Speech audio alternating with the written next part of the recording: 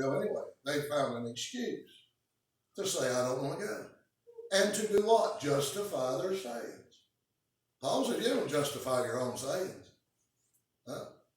I can't justify anything I say. The Word of God has to justify it. I can't justify anything I do. Who justifies the fact that I come to the house of God? Who justifies this lesson? Not me. Ain't because I say so. And might overcome. Amen. How are we going to overcome this? Not believing a lie. Amen. Not continuing in a lie. Amen. Only the truth will help you overcome what you are in. Amen. And what you are. How am I going to overcome this old flesh? Not by deceiving it and believing that I'm right, but following the truth. That's why we study the Word of God. We want to know more about the truth.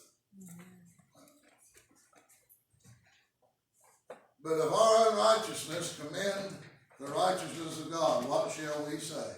Is God unrighteous who taketh vengeance? I speak as a man. Look at here. Paul says, I'm a man. I'm flesh and bone.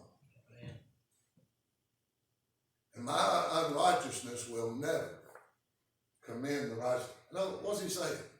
Give you an idea. Here what you're dealing with. Can the fleshly acts of the law commend the righteousness of Calvary? No. Well, Paul's saying, there ain't a thing that I can do in the flesh that will support Calvary at all. It is all Jesus. My salvation and faith is based on Christ, not on anything I've done. And so it don't make no difference how religious you get. It doesn't matter which rule of order, and trust me, there was nothing wrong with the law. The law was perfect, as a matter of fact. Wasn't a thing in the world wrong with it. Now, the only problem with the laws is it was never intended to save anybody.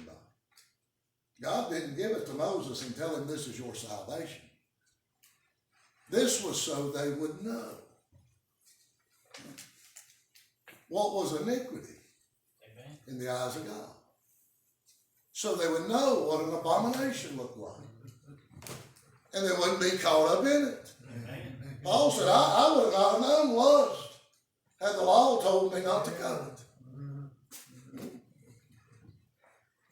Would you have known there were anything in your flesh? Would you have understood there was anything wrong with fornication had the Word of God not told you that was wrong?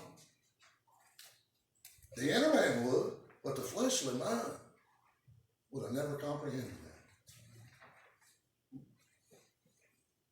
How do we know? How does our flesh get taught those things? How are we taught in the flesh not to do those things for the Word of God? You ain't got to worry about the Spirit. He's already there. But this old fleshly body, we got to keep it in subjection. That's what Paul said he did with his. Kept his body in subjection. Why? What was his reason? Well, here's the thing. I could preach the truth to everybody in this community. But if I live the life of a drunk and a harlot,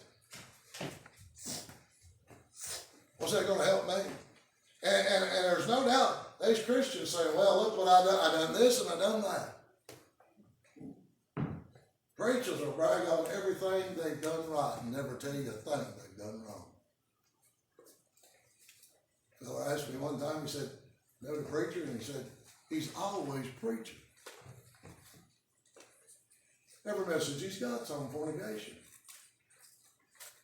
He said, why does he do that? I said, maybe it's on his mind. You know? Maybe it's something he's struggling with. And I don't mean that to be abusive or anything.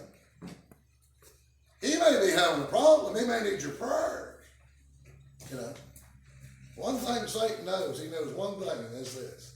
Well, he knows more than this, but one thing he uses that is more powerful than anything, that he uses against every man, good men and bad men.